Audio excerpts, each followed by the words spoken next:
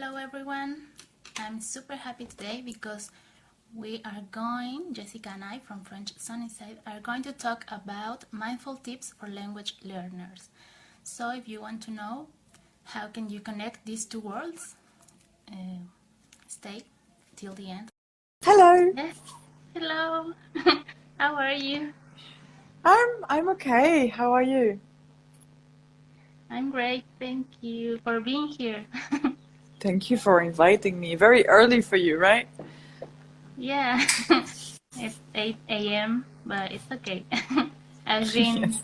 making changes in my times during the day, so it's fine. Yes. Thank you so much for organizing this. I was waiting for this meeting, and it's one of my favorite topics, so I think it's going to be very interesting. And I'm sure. first of all, do you want to introduce yourself, please? Sure. Yes. So I'm Jessica. I'm the founder of French Sunnyside, where I create learning experiences to help French learners reconnect to the language, to themselves, through journaling, mindfulness, and self-discovery. Yeah, and it's great. I wanted to tell you that I don't know, but like in the ocean of Instagram accounts, I consider your account like an oasis because it's different and it's great. I love it. Yes, thank you so For much. doing it. And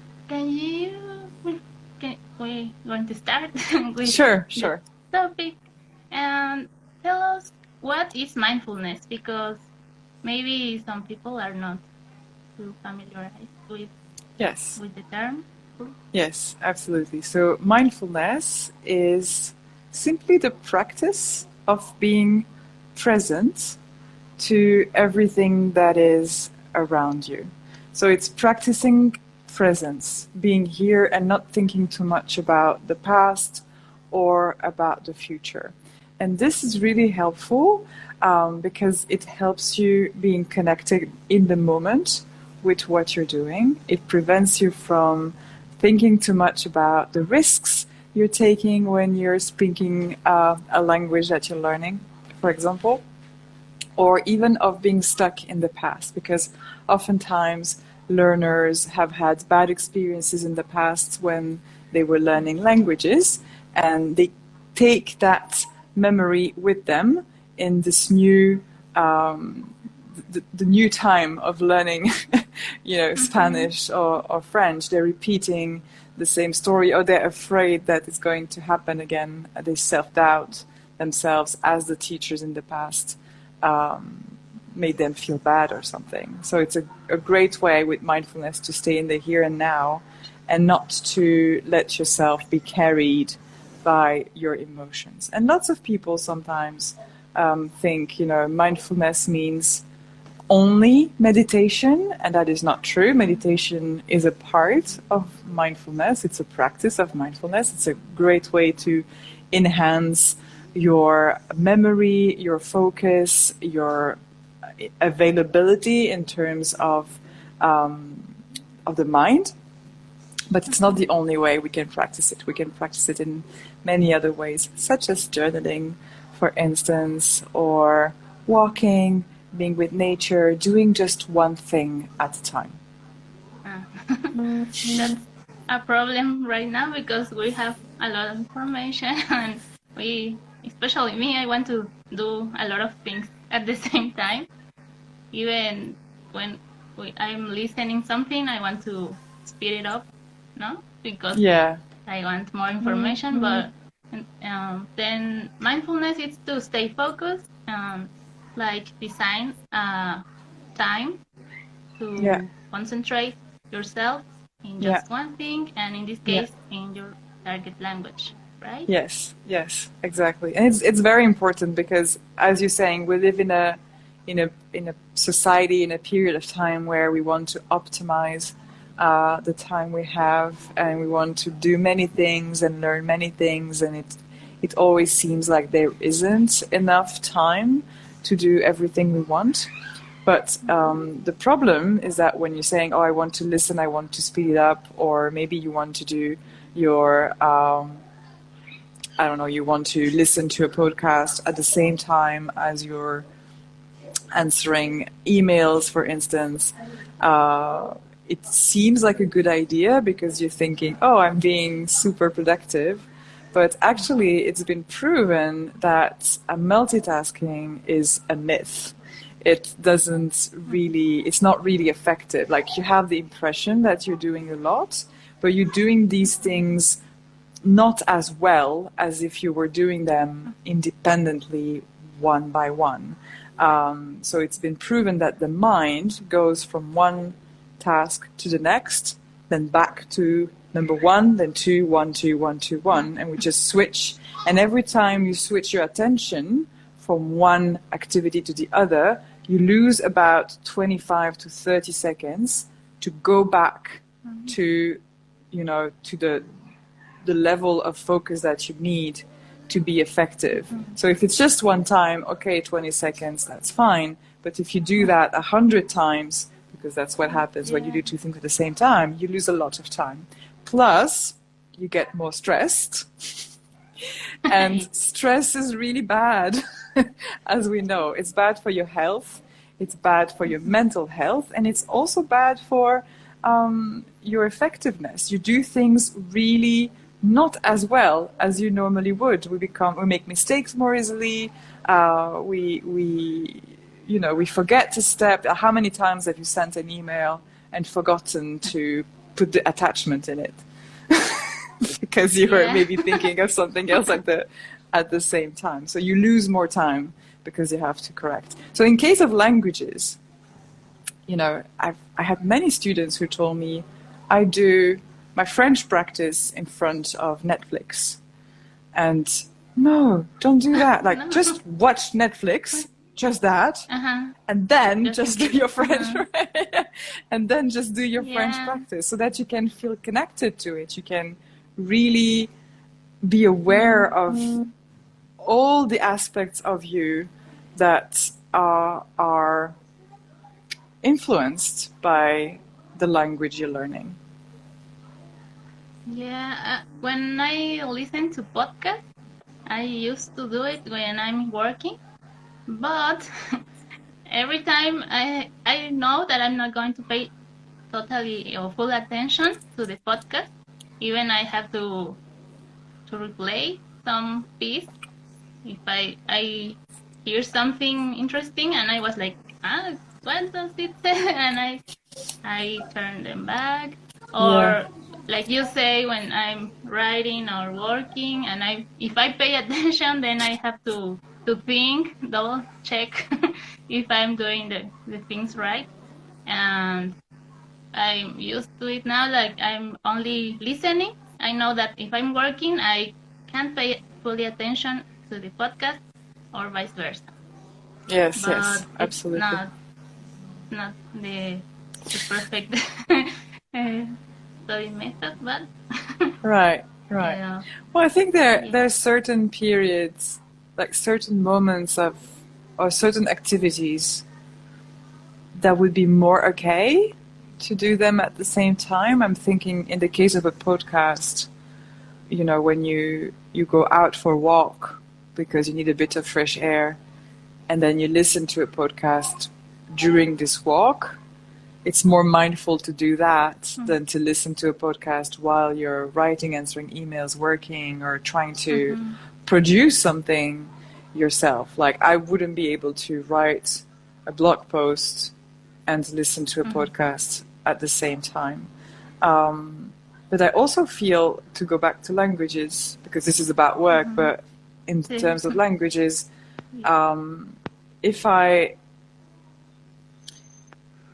I think we multitask because we find one of the tasks boring. Like, yeah. Sometimes it's for, I don't know, how can you say evadir? To fly away, like to put it aside, to fly away from from. Yes, absolutely. I'm thinking in the case of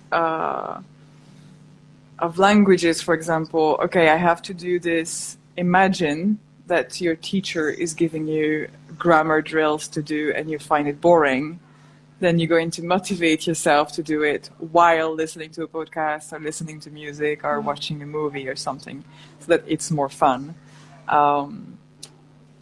It's understandable, but it's not going to be effective. So let's do fun things in languages only.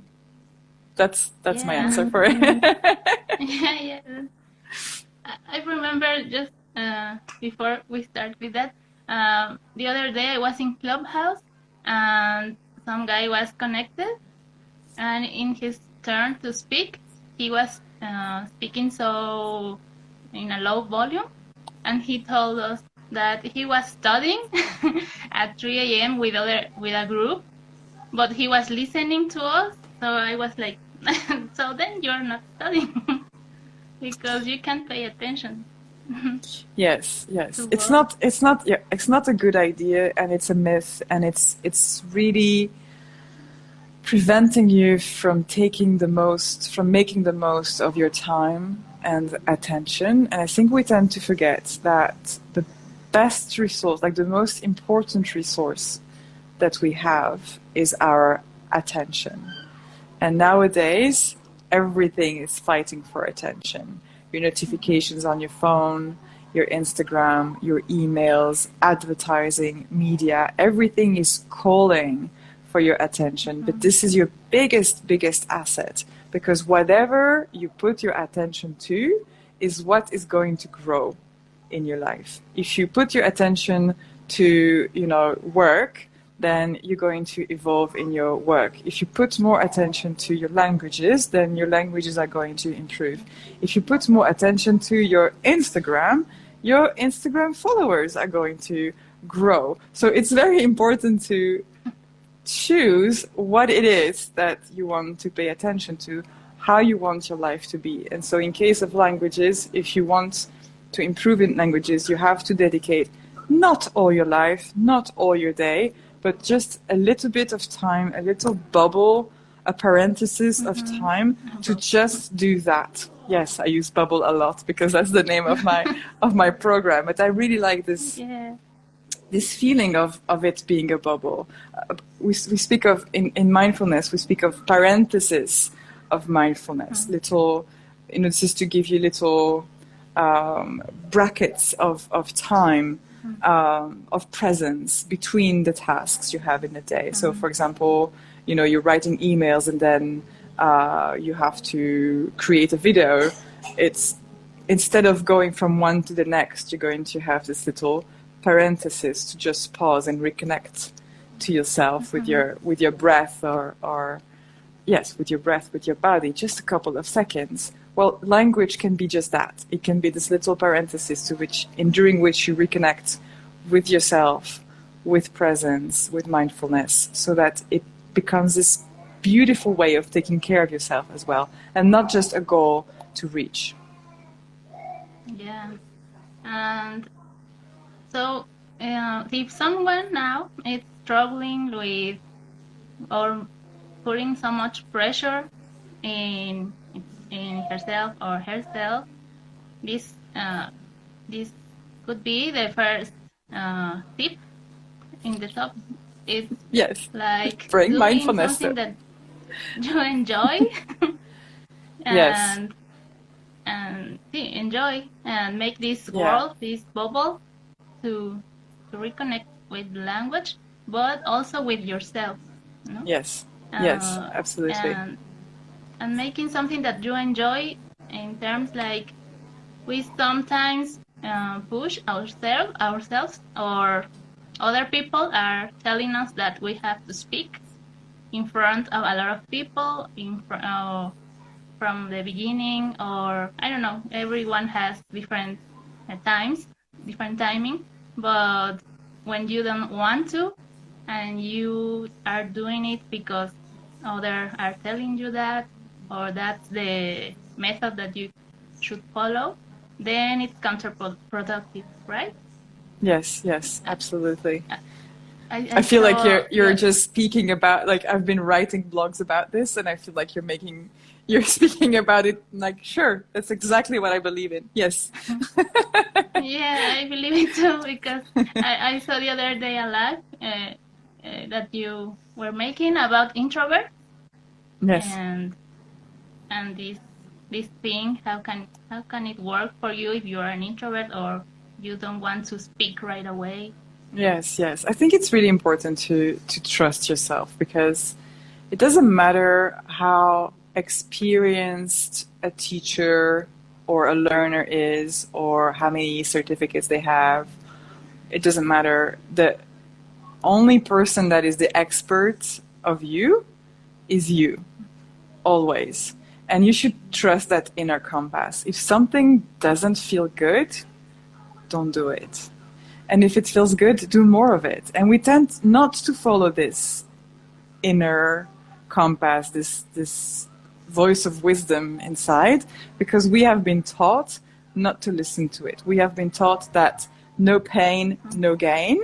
So we think we need absolutely to do everything that feels bad so that we can improve, that it's impossible to improve if we don't do things that feel bad. But stepping outside of your comfort zone doesn't mean that it has to feel bad. It doesn't mean living in a zone of discomfort all your life either. It just means taking little steps towards something, not that makes you uncomfortable, but that you've never done before. And a little step is enough to make you grow. You don't have to do something that is completely outside of your personality, of how you see things. And you're right, we are prompted. There are many, many teachers, language companies that tell us that we need to speak right away from the first day, that we need to study a lot every day, to be super consistent every day with our language learning. And the image I have had all my life of language learning is that it evolves around grammar, vocabulary, The traditional way. idioms. Right. Idioms, conversations, of course. And then sometimes you hear someone who does, but we're going to do it the fun way. So, but it's still grammar, vocabulary, and, and expression. So it seems like it's the only way out there. And some people love it. I mean, I speak a lot about how not to use textbooks, but if you love textbooks and they make you feel great, do it. But if you don't, there are other ways that you can practice your languages, and that's simply by, in case of French, Frenchify your life, or Spanishify your life. Just do the things that you love, that you already love. Do them in the language that you want to learn. You don't need to have this very strict structure to be able to pick up a language. Just look at the way children learn. They don't need a book to learn their language. They are just following, they're just living the life. They're just playing all day long. And so we too can play with the language and have this pleasure out of the language. And it doesn't mean that you won't progress. That's what I want to say to someone who's putting too much pressure on themselves, is forget a little bit about your goal, about what you want to achieve. It's great to have a goal first, to know, where you're going, why you are learning this language, but then forget about it and really be in the present with the language, what you want, what you are trying to do, what you are experimenting. Be in this journey. Find pleasure in the journey of learning a language, because if you focus too much on the gain that will be there one day, you're going to lose touch with what you're doing, and you're going to live only in the future, and you're missing something really important, which is this deep connection to the language that can be a beautiful opportunity for you to grow, to connect with yourself, to connect with the world. There's no way you can connect with anything if you don't spend time in presence with them. Yeah, and if, like in general life, if you live thinking in the future, you're going to be anxious, and if you live in the past, you're going to be sad or depressed. Yeah, maybe. have regrets, right? Yeah, absolutely. So that's why in the present, it's the best moment. And another thing that I want to ask you is, you speak about the voice of the finding your voice in the language that you're learning. And I also believe that it's like finding maybe another personality, or like knowing yourself, and you can express that in the language that you're learning, or in one of them.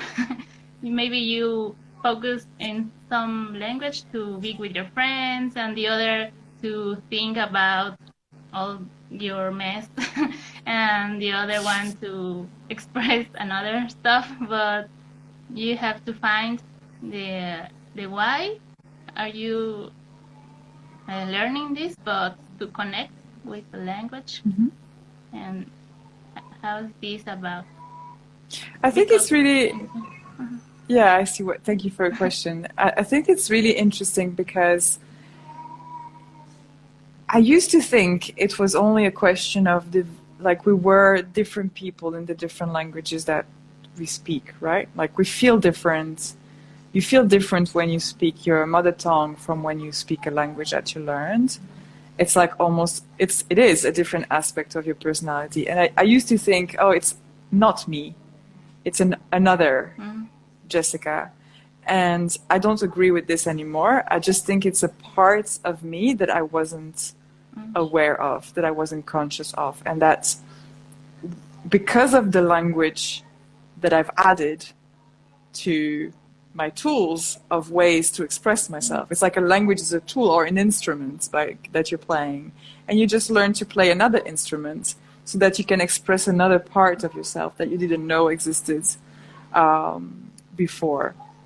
And so when I say find your voice in the language you're learning, is find your way of playing that instrument. And it's not going, like if you were brought up in Spanish and you're learning English, you're not going to sound the same in both languages. If I learned to play the piano all my life and then I learned to play the guitar, it's never going to be the same sound.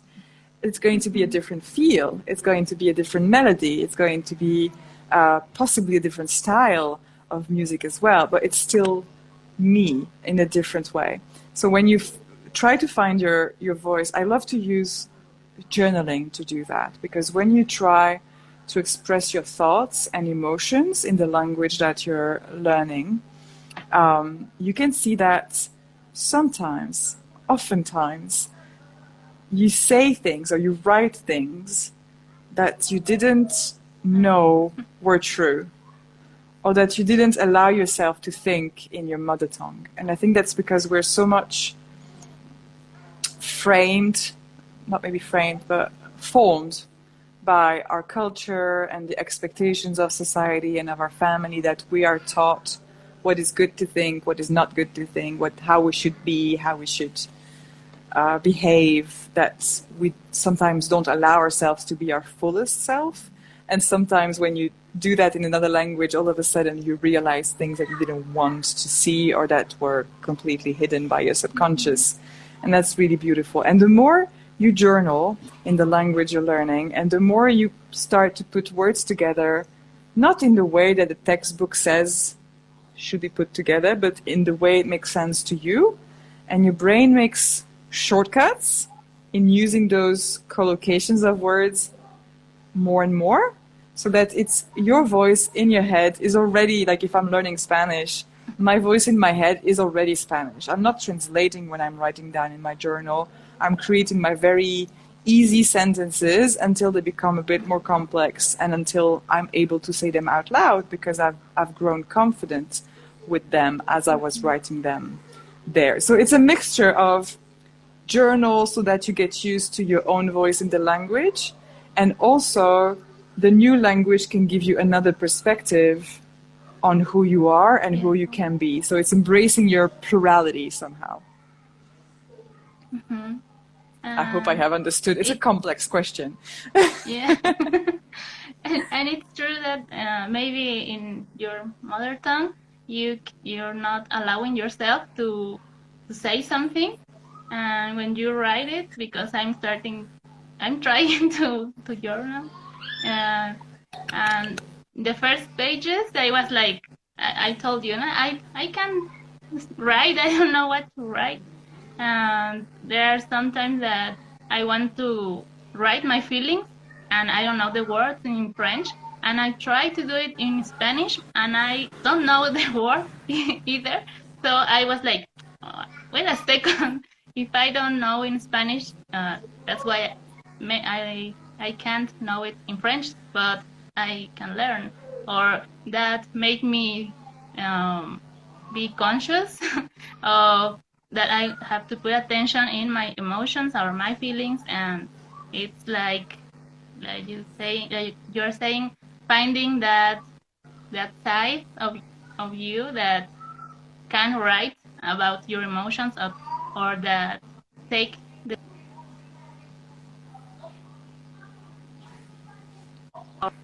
doing or want to do or whatever you want to write in your journal, but it's like a whole. So it helps a lot. Yes, yes, absolutely. It's really helpful, and it happens to me as well not to find the words of what I want to express. To me, the hardest language to journal in is Spanish because that's the most recent one I've been learning, and sometimes I feel that there's a word I'm looking for that I don't know in French either. Or I've journaled the longest in English, and there are words that I've used in my journaling to express how I feel or my thoughts that I don't even know how to say that in French, for instance, which is like it's my mother tongue, but still, because I've never done that. So it's a fascinating journey, really, to do that. Yeah, one big important part of this is to know your why and know why you are learning. But I was thinking that it's not like a technical or from the reason why that I'm going to work, I'm going to travel. It has to be something that comes from your emotion, from deep down there. Yeah. And because if it isn't, it won't work. Yeah. But yeah. Or it's too. No, go ahead. Yeah, sometimes I'm like, I like the music, I want to travel, but if you can't find that reason, you can be lost so easily. Yes, and I think that the deep reason is oftentimes the same for the different languages that you choose, but just variants of it. I think when I explore these questions with clients and students, it often comes to your values. What are the things that you value as a human being? And they name things such as freedom or connection or belonging. I've had a client one time, she told me that she was learning French because now that she was able to speak French, she knows that she's able to learn languages, and so she can give it a try to learn her family's language, which was Punjabi from India. And I think this is beautiful because it's like, it's not directly related, it wasn't directly related to French, but it was still a try, an attempt to be connected to your family somehow.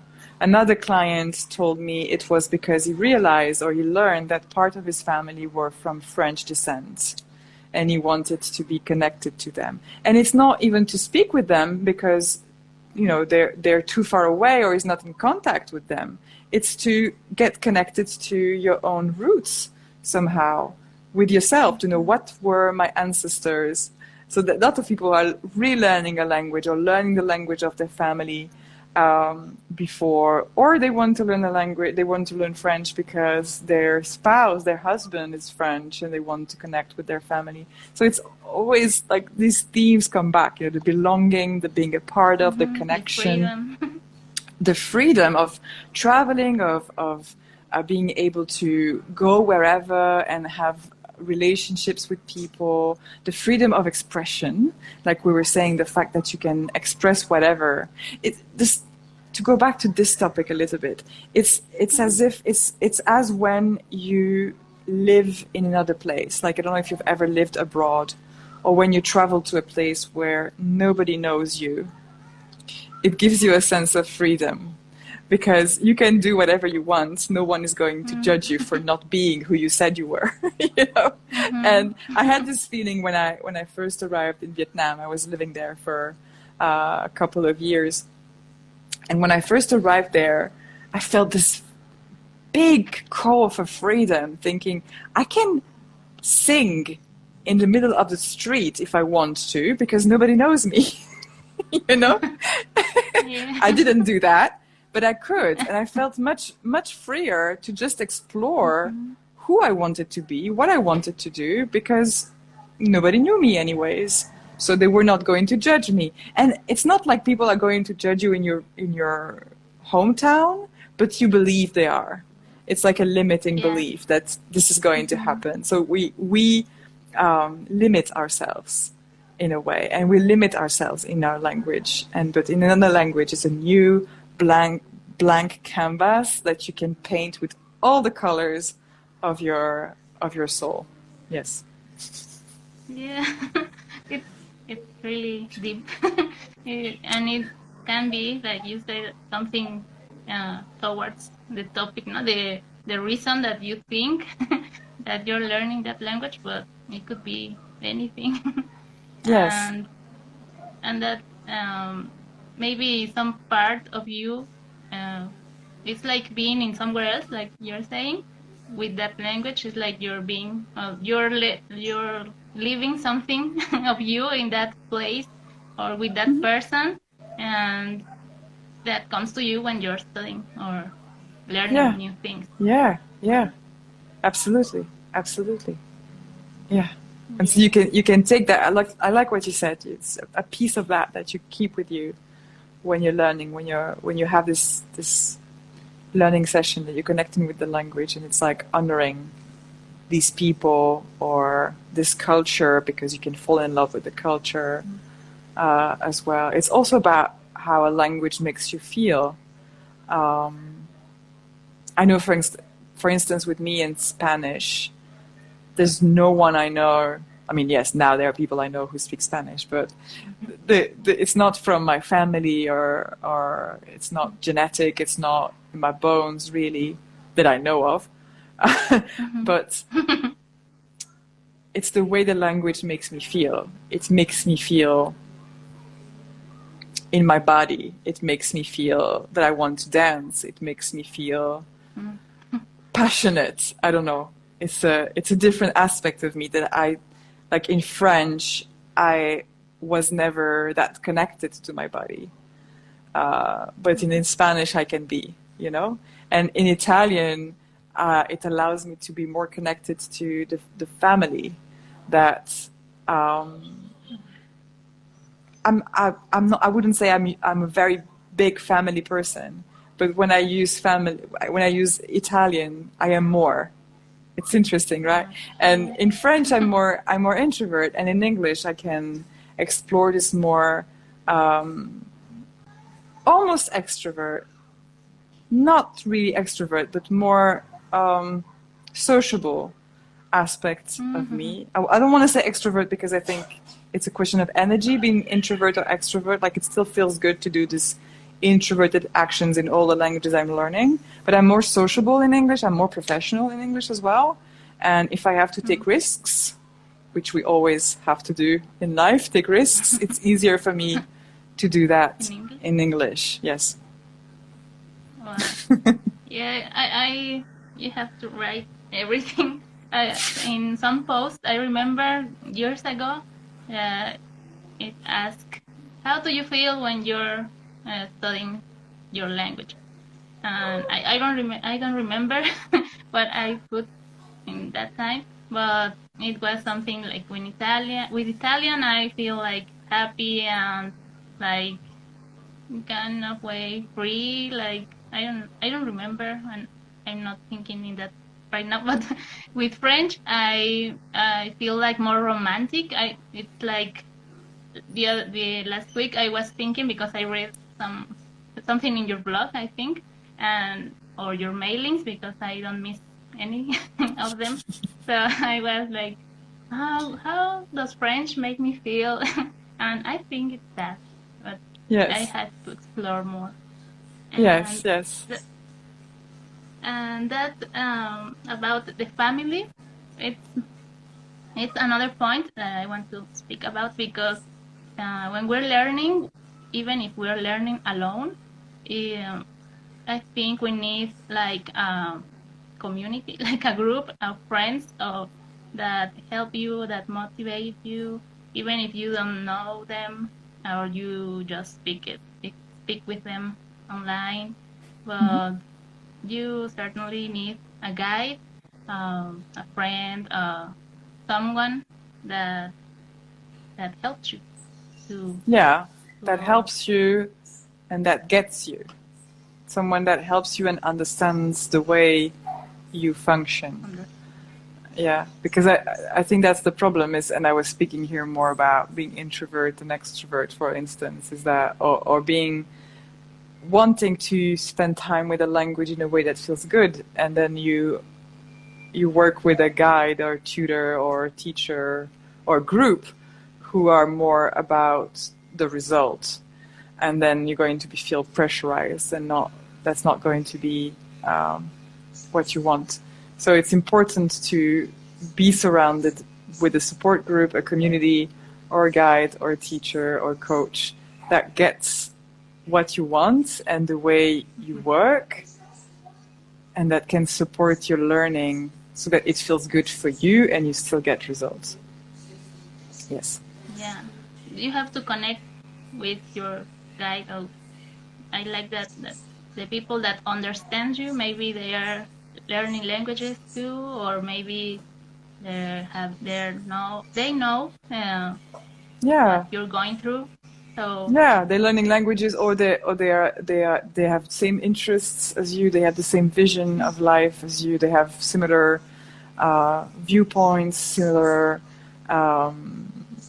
struggles, similar beliefs. It doesn't mean that everything has to be the same, because of course we are enriched by our differences as well. But some things have to be similar, so that. So that you feel that you belong, you feel understood, you don't feel like an yeah, outcast in our group. Belong, I go back to that, yes. yeah. It's the root.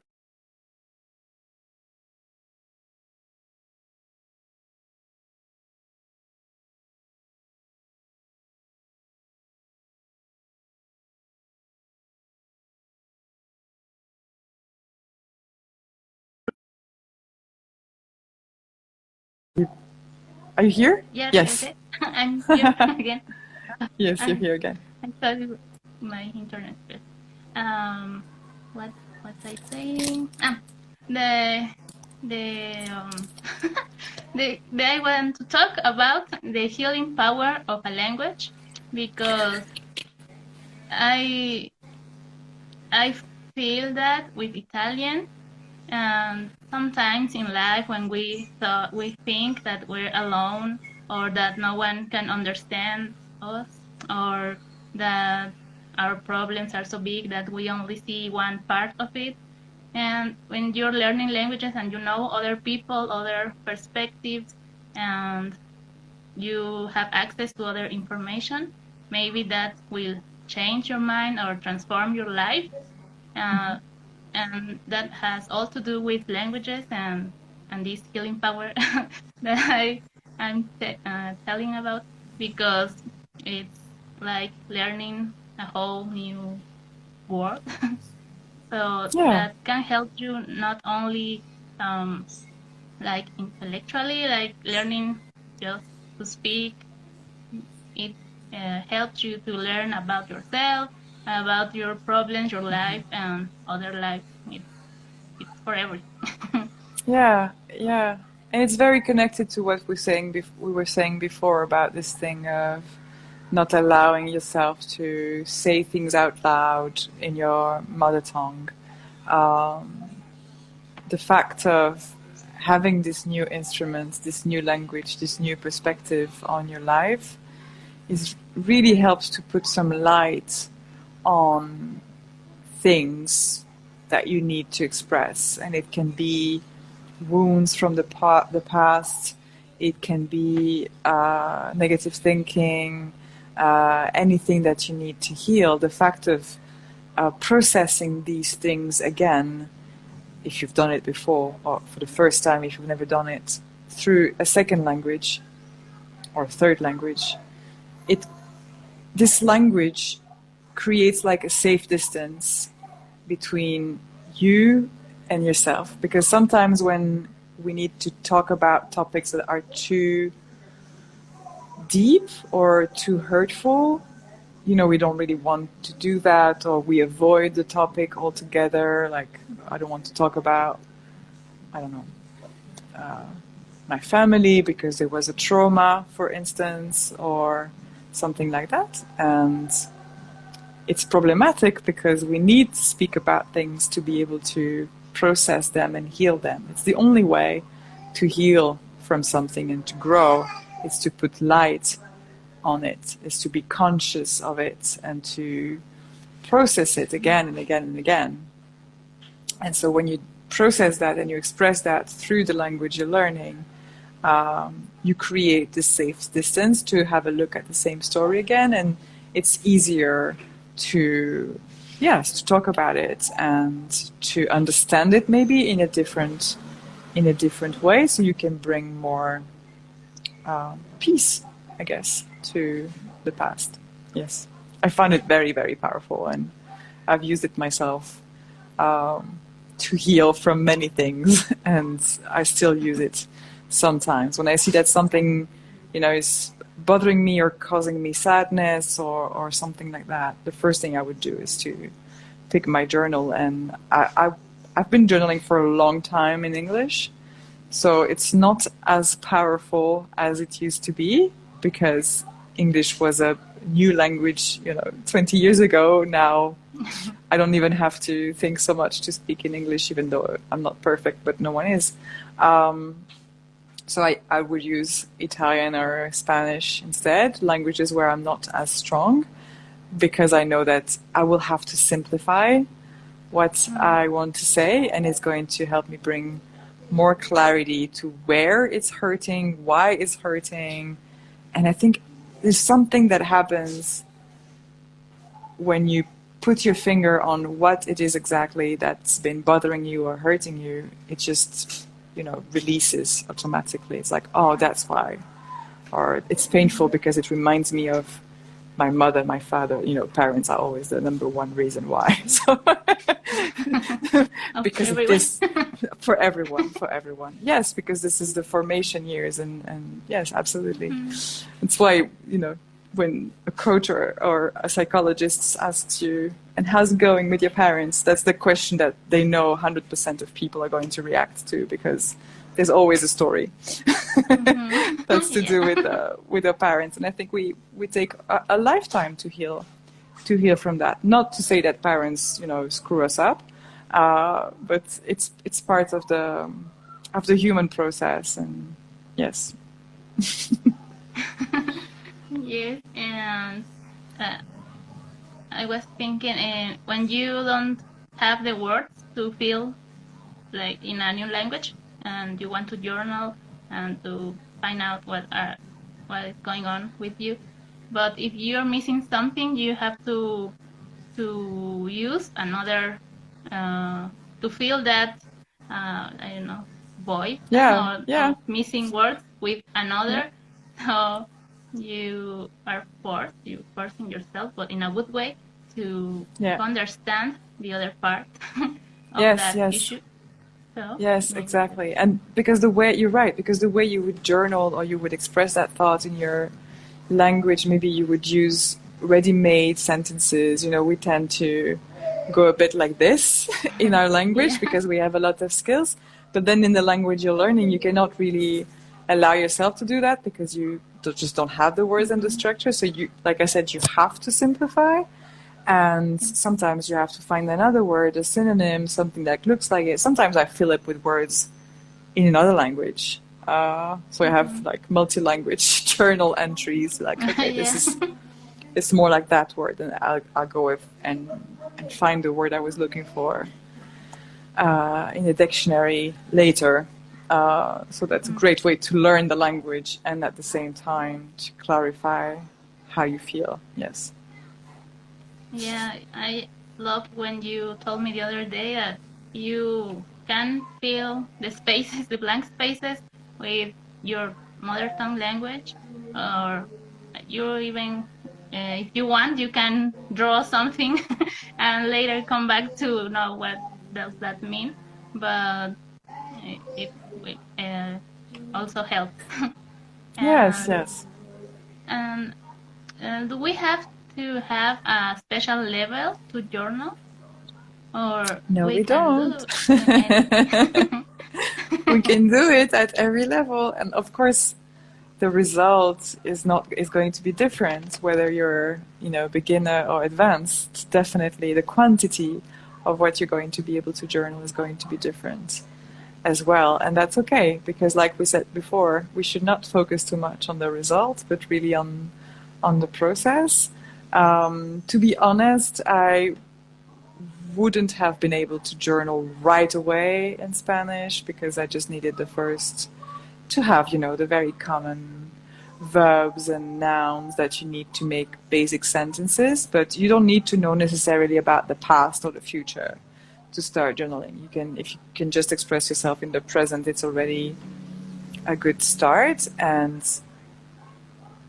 don't try to not make mistakes because you're going to make a lot of them, and that's okay. It's perfect that you make mistakes because the more you write, the better you're going to write. And then after, I remember when I started journaling in Spanish, after 1 month of being tired that I am not sure about my past tenses, well, I did learn about them. So I was like, okay, I think I need to read some stuff about the past so I can see how it's formed, and I can apply that there.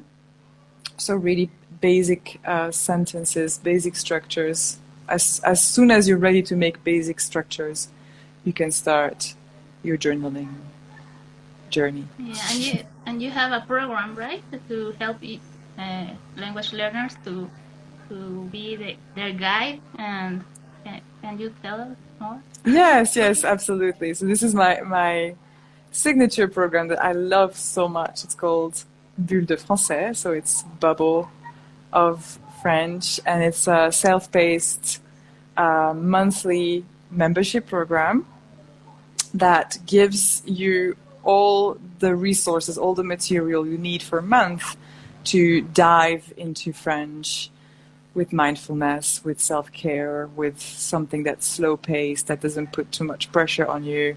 And it just allows you to grow as a person and also to grow your language. That's through self-development. So there are some texts that I write, and it's really written in a way that's progressive French, So it's not like text in French and then deal with it, but more like when I write it with the learners in mind. So I use a lot of cognate, so it means a word that is similar to English or to other languages. Even if there's another word that exists in French, I'm going to choose that one that you're more likely to recognize because of the languages you speak. When a word is too advanced, I would put the translation in English between brackets so that you don't have to check in the dictionary every 5 seconds. So reading, listening at the same time to the text. There's some guided meditations to really prepare your mind and connect through the language. I think it's really beautiful to meditate in one language. I do it in Spanish, and I think it has a way, the language just, enters your subconscious and helps you calm down and prepare for the day in a way that is just exquisite. You have to feel much better thanks to the language. It's a beautiful experience.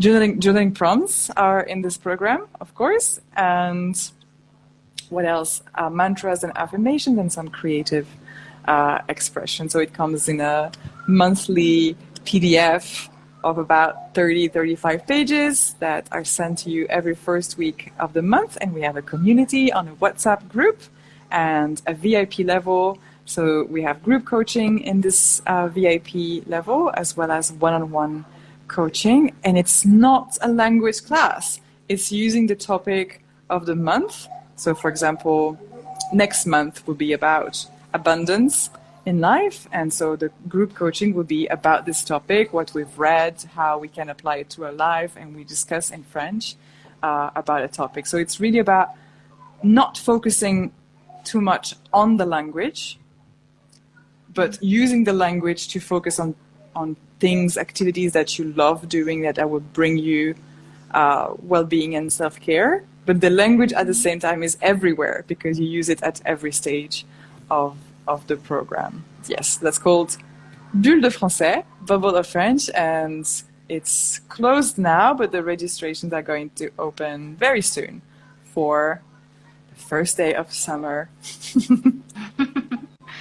Yeah, it's super complete. So, yes, it is.